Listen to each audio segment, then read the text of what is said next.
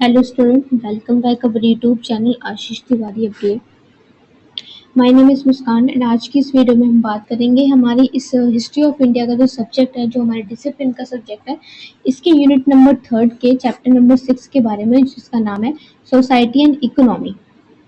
ठीक है, unit 3 chapter number 6 समाज और अर्थव्यवस्था की बात करेंगे।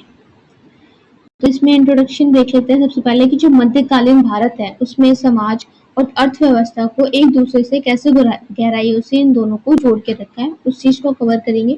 एंड देन बात करेंगे कि कृषि, शिल्प, व्यापार और शहरीकरण सब ने मिलकर सामाजिक ढांचे और आर्थिक विकास को कैसे एक नया आकार दिया है, उस बात को मेनली जो पूरे चैप्टर्स है वो इसी के ऊपर है। ठीक है, तो हम बात करते हैं agriculture production and under the Delhi सल्तनत के बारे में।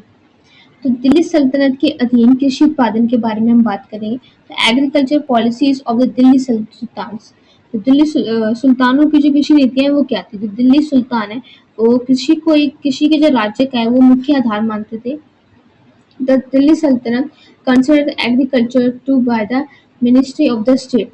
तो राज्य को एक मुख्य आधार मानते थे। दिल्ली सल्तनत के जो कृषि को, एग्रीकल्चर को एक मुख्य आधार मानते थे। And then the large part of the states income come from the landlords. तो जो राज्य की जो आय का सबसे बड़ा जो हिस्सा है ना, वो भूमि कर से ही आता था। ठीक है, लैंड टैक्स से ही आता था। तो Iltutmish and the Alauddin Khilji systematised tax collection from the land. तो इल्तुमिश और अलाउद्दीन खिलजी ने भूमि से कर वसूल करने का जो नियम है उसको व्यवस्थित किया था। अलाउद्दीन फिक्स लगा up to 15% of the produce. तो अलाउद्दीन खिलजी ने लगाया था कि पैदावार का 50% तक का उन्होंने तय किया था। और रूरल इलाइट्स की बात करें तो ग्रामीण अभिजात वर्ग में, तो उस टाइम में क्या होता कि there was the rural chef like खूत, मुकंदम और चौधरी इन द विलेज। तो मतलब गांव में खूत, मुकंदम, चौधरी जैसे जो ग्रामीण प्रमुख होते थे ना, वो इस चीज का ध्यान रखते थे। ये लोग किसानों से कर वसूल करके राज्य को देते थे और धीरे धीरे ये जो ग्रामीण अभिजात वर्ग है ये गाँव से प्रभावशाली भी बन गया था। तो this peoples collect tax from the farmers. ये लोग किसानों से कर लेते थे और जाकर राज्य को सौंप देते थे। और gradually the rural elites become influential in the village. तो अभिजात वर्ग से गांव में प्रभावशाली भी बन गया था। अब अगर हम प्रौद्योगिकी की बात करें, इसको अभी हमने मेनली डेवलपमेंट के बारे में समझा है। अब प्रौद्योगिकी टेक्नोलॉजी के माध्यम से, तो new agriculture techniques were adopted like the irrigation tanks, wells and canals। तो जो नई कृषि तकनीक है उसको अपनाया गया था, जैसे सिंचाई के लिए टैंक, कुएं, नहरें, ये सभी। तो farming increase with the help of the iron बल एंड ऑक्शन। तो जो लोहे का हल है और जो बैल की मदद से खेती में भी काफी वृद्धि हुई थी इनके माध्यम से। एंड देन बात करेंगे कि कपड़ा बुनाई, धातु निर्माण और कागज बनाने की जो तकनीक है उसका भी इसी के अंदर विकास हुआ था। Textile weaving, metals making and the paper making techniques developed। शहरीकरण की अब बात करेंगे, अर्बनाइजेशन की बात करेंगे। तो शहर और सामाजिक गतिशीलता, तो cities and the social mobility की बात करेंगे। तो सल्तनत और विजयनगर काल में कई नए शहर बसे थे उस टाइम में। तो mainly new cities were established during the सल्तनत and the Vijayanagar periods. Delhi सल्तनत और विजयनगर पीरियड के कई जो नए शहर हैं उस टाइम में बसे थे। एंड देन बात करेंगे दिल्ली जो दौलताबाद, विजयनगर और गुलाबर्ग आदि ऐसे प्रमुख शहर भी बने थे। तो cities become trade, administration and culture centres. तो शहर व्यापार, प्रशासन और सांस्कृतिक केंद्र भी उस टाइम में बने थे। ये सारे चेंजेस हैं वो शहरीकरण में, शहरों में हुए थे। तो cities promote social mobilities है, people from the village comes and join urban life। तो शहरी ने सामाजिक गतिशीलता को बढ़ावा दिया, जैसे गांव से लोग आकर शहरों में अपने जीवन में जुड़ गए थे। ठीक है, बाजार नियम के बारे में बात करेंगे, मार्केट एंड मार्केट रेगुलेशन के बारे में। तो अलाउद्दीन खिलजी ने बाजार पर कड़ा नियंत्रण रखा हुआ था। तो Alauddin Khilji keep strict control over the markets and a price control system was implanted to keep price stable. तो कीमतों को स्थिर रखने के लिए उन्होंने कीमत नियंत्रण प्रणाली भी चलाई थी उस टाइम में। तो there was the separate market for the grains, clothes, horses and the weapons in the markets. तो उस टाइम बाजारों में अनाज के लिए, कपड़े, घोड़े, हथियारों, इन सभी के लिए अलग अलग मंडियां भी होती थी।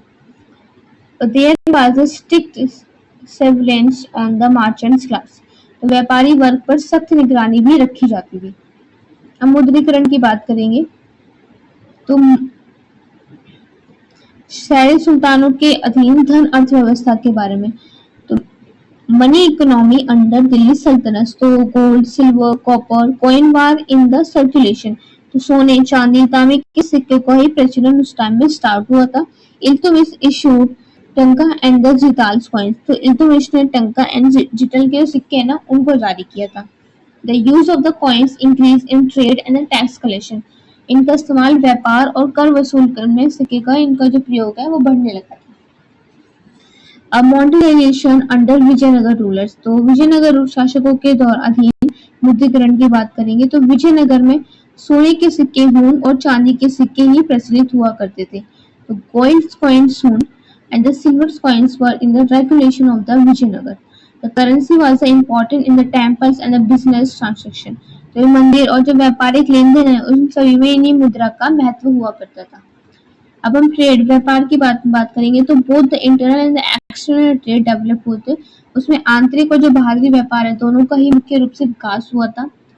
And then trade relations were established with Arab countries and the central Asia, China and the Europe. तो अरब जो है, अरबी देश, मध्य एशिया, चीन, यूरोप, ये सारे व्यापारी के इनसे अच्छे संबंध भी बन गए थे। तो प्रमुख जो वस्तुएं वो कौन सी है, जैसे मसाले, कपड़े, रत्न, घोड़े, अनाज। तो बेसिकली जो वस्तुएं हैं वो क्या है, मेजर कॉमोडिटीज स्पाइसी, मसाले, clothes, gems and horses and the grains. ठीक है। The ports of the Gujarat and the Deccans were famous from the international trade. तो गुजरात और दक्कन ने बंदरगाह अंतर्राष्ट्रीय व्यापार के लिए ये बहुत प्रसिद्ध हो गया था। अब क्राफ्ट की बात करेंगे, शिल्प बात करेंगे क्राफ्ट के बारे में। तो शिल्प विजयनगर काल के दौरान शिल्प में से रेशम, धातु कला, मूर्ति कला और स्थापत्य कला इन सभी की प्रगति हुई इस टाइम में। तो There was the progress in skill, metal arts and sculptures and architecture. The Hampi becomes the great center of the architecture. तो हैम्पी स्थापत्य की जो कला है वो यहाँ का मुख्य केंद्र बन गई थी। अब बात करते हैं क्राफ्ट ऑफ द सल्तनत पीरियड। तो सल्तनत काल के शिल्प, ठीक है। तो इसमें बात करेंगे development of the textile industry like mulmul, silk, cross. तो कपड़ा उद्योग में मुलमुल, रेशमी कपड़े, इन सभी का ज्यादातर विकास हुआ था उस टाइम के दौरान। Iron and the brass and steels weapons and the jewellery were made. और लोहे, पीतल के बर्तन और हथियार और आभूषण, ये सारी चीजें बनाई जाती थी। कागज और कांच उद्योग भी इस टाइम के अंदर उभरे थे। Paper and the glass industry also emerged.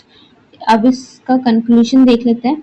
तो मध्यकालीन जो समाज और अर्थव्यवस्था है ये सारी चीजें कृषि पर ही आधारित थी। The medieval society and the economy were based on the agriculture, technology, crafts, trades and strength.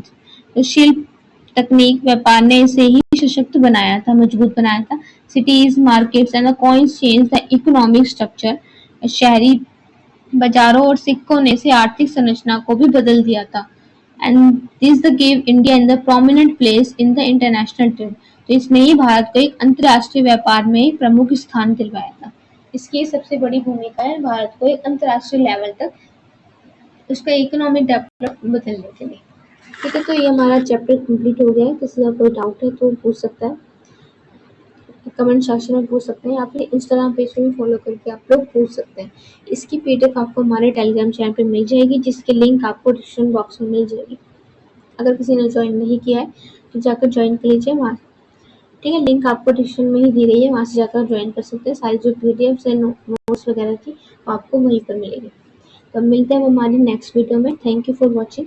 And then इस चैप्टर में से कौन से क्वेश्चन इंपॉर्टेंट आ सकते हैं, जैसे मैंने अभी क्राफ्ट्स के बारे में बताया, शिफ्ट के बारे में, ठीक है, पॉलिटिकली, हिस्ट्रिकली, इसके जो पॉइंट्स, मेन पॉइंट्स बताया ना उनको एक बार कवर कर लीजिए। हो सकता है कि एक ही क्वेश्चन में जाके आपसे सारे जो पॉइंट्स कवर कर ले, या फिर अलग अलग क्वेश्चन में जाके आपसे पूछे कि उसकी शिफ्ट के बारे में बताइए, वहाँ की अर्थव्यवस्था, इस पे बात स्पष्ट कीजिए, इस पे आपकी क्या राय है।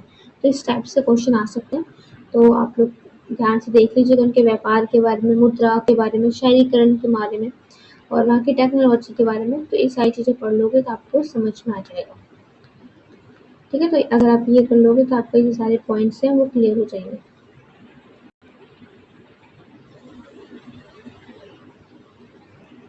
ठीक है, अब मिलते हैं हमारी नेक्स्ट वीडियो में।